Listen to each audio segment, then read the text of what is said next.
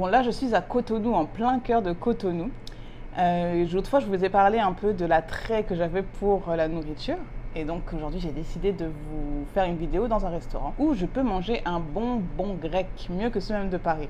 Du coup, ça m'a fait penser quand j'étais à Montréal, quand je voulais rencontrer ou manger une spécialité, par exemple un plat ouest-africain, on va dire un tiep, un mafé ou quoi que ce soit. J'avais juste à aller dans un restaurant de spécialité donc afro. Et donc du coup, c'était plus un lieu où je pouvais manger bien comme je voulais. C'était aussi un lieu vraiment de rencontre et d'échange. Et quand je vous dis un lieu de rencontre, bon, je ne parle pas uniquement un lieu de rencontre personnel, je parle vraiment aussi professionnel. Parce qu'il y a quelque chose de fort aussi dans ça, c'est que ça crée des synergies. Et on voyait que, par exemple, si j'avais besoin d'un expert comptable dans une certaine communauté et que j'avais envie de cibler une certaine communauté, j'avais juste à aller dans ce type de lieu pour pouvoir rencontrer justement des gens de cette communauté. Et je trouvais ça assez intéressant parce que déjà, ça nous ouvre à la fois l'esprit, ou aussi, on retrouve aussi les siens si jamais on cible notre propre communauté. Quand je vois ce genre de lieu donc éclore, ça me fait penser en fait au fait que ce type de lieu a vraiment un impact économique. Ça a un impact déjà social, parce que du coup, l'idée c'est aussi de faire découvrir la nourriture à d'autres personnes, mais pas que, donc pouvoir faire en sorte que les personnes qui se retrouvent dans cette communauté puissent se retrouver, mais se rappeler un peu de leurs racines, on va dire, mais également l'impact économique surtout aussi parce que une communauté ensemble, économiquement, elle est aussi forte. Je vais vous prendre l'exemple de Washington DC avec la communauté éthiopienne. Écoutez-moi bien. Quand vous vous rendez à Washington, vous pourrez voir, si jamais vous avez l'occasion de visiter, il y a beaucoup de magasins où il y a des écritures en fait en amharique. Donc pour la petite histoire, vous allez comprendre après où je veux en venir par rapport au Bénin, parce qu'on reste sur le sujet. Dans les années 80, il y a eu une vague d'immigration donc assez conséquente d'Éthiopiens qui ont voulu fuir la famine dans leur pays. Et donc logiquement, ils se sont rendus dans la capitale du pays dans lequel ils immigraient. Il faut savoir que dans les années 90, au début des années 90, il y avait très peu de restaurants ou de lieux de rencontres d'Éthiopiens. Mais finalement, petit à petit, ils ont commencé à grandir ensemble et à créer une réelle communauté et une réelle force économique. Et aujourd'hui, vous verrez, vous allez à Washington DC, vous verrez que la communauté éthiopienne est une réelle puissance en fait économique et même physique du coup à Washington DC. Et donc là, ce que vous êtes en train de me dire, je pense, c'est mais où est-ce qu'elle va en venir? Qu'est-ce qu'elle nous raconte? Elle nous parle de Washington, mais là on parle d'Afrique. Eh bien, j'ai constaté quelque chose, c'est qu'il y a, donc comme je vous l'ai dit dans plusieurs de mes vidéos précédentes, c'est qu'il y a une forte communauté caribéenne ici à Cotonou, au Bénin en général.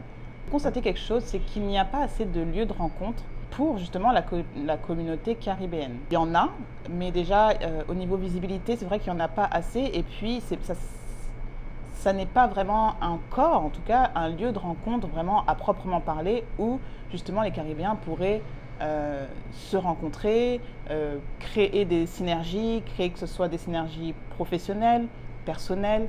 Voilà, il n'y a pas encore ça et c'est vrai que j'ai ressenti un besoin parce qu'il y a vraiment une communauté antillaise forte et caribéenne qui n'est pas comblée. Donc là, écoutez bien parce que ça reste une opportunité d'affaires, ça reste une idée qui est peut-être à développer ici à Cotonou. Ça peut vraiment être une opportunité d'affaires pour des personnes qui souhaitent investir, entreprendre ici au Bénin et notamment à Cotonou. Donc là, l'idée, ça serait vraiment, par exemple, de créer en plus d'un restaurant, par exemple, haïtien, un restaurant créole, antillais, avec des spécialités qu'on retrouve dans ces régions, ce serait de créer un réel lieu de rencontre pour justement ces communautés. Donc, je parle de la communauté caribéenne, antillaise, donc qui puissent se rassembler et créer des choses ensemble. Voilà, parce que j'ai remarqué qu'il y avait des besoins, vraiment des besoins réels. C'est vrai que quand on arrive ici, on se sent seul, comme je vous disais dans la vidéo précédente, on se sent seul. Et de pouvoir retrouver des personnes de chez soi, ça fait vraiment du bien, ça fait plaisir et puis ça rassure. Donc pouvoir travailler avec des personnes qui nous sont proches culturellement, je pense que c'est quelque chose à développer parce qu'ici, il y a plein de communautés qui travaillent ensemble, comme je vous disais, les Libanais, les Chinois. Mais c'est vrai que la communauté caribéenne, antillaise, on n'en voit pas encore assez. En tout cas, ce ne sera pas un poids réel économique qui sera mis en avant, en tout cas, avec cette force d'être ensemble. Donc là, l'idée, c'est vraiment pas de vous dire de rester qu'ensemble, donc les Caribéens entiers ensemble, tout ça, non. C'est vraiment de développer une puissance économique ensemble pour pouvoir justement faire développer ensuite le Bénin. Sachant que chacun, on est d'accord, a son propre intérêt économique également. On va pas, voilà, on sait qu'on a une mission, chacun a sa mission, et voilà. Mais le fait de faire ça ensemble, économiquement, voilà, la communauté caribéenne entière pourrait avoir un impact. Donc l'idée, c'est qu'au-delà de l'aspect spirituel, chacune des personnes qui vient à son propre titre, donc en Afrique notamment au Bénin, puisse avoir un impact économique fort, ce qui permettra que ces communautés puissent avoir un réel impact donc économique pour le développement justement du Bénin. J'ai analysé, j'ai vu, je suis au Bénin depuis 2 ans si vous ne connaissez pas encore la chaîne, et j'ai vu qu'il y avait une forte communauté antillaise et caribéenne donc, qui vient petit à petit et qui s'intéresse énormément donc, au Bénin, mais que c'est vrai qu'une fois sur place, et on me l'a dit, on se sent seul. Les Antillais se sentent seuls, les Caribéens se sentent seuls. Je sais que, par exemple, je ne peux pas manger de riz de jonjon ou de bokit. Là, il n'y en a pas actuellement. Et moi, je vous ai dit que j'aimais la nourriture. Donc voilà, il faut venir et puis investir peut-être dans ça et faire... Il y a quelque chose vraiment à faire à ce niveau-là, gustativement parlant et économiquement parlant, je pense. Et vraiment pour créer cette plus-value, si jamais vous souhaitez investir dans ce type de business, ça serait de créer un environnement propice justement à ce lieu d'échange parce que les gens aiment se rencontrer, les gens aiment sortir, mais c'est vrai que la communauté antillaise et caribéenne ne savent pas vraiment où se rencontrer ensemble en tout cas.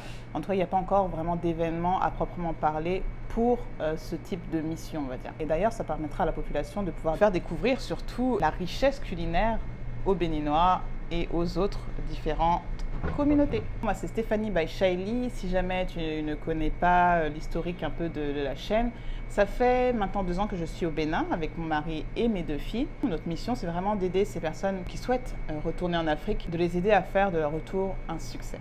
Alors surtout, n'oublie pas de commenter, d'aimer, de partager la vidéo et puis de t'abonner.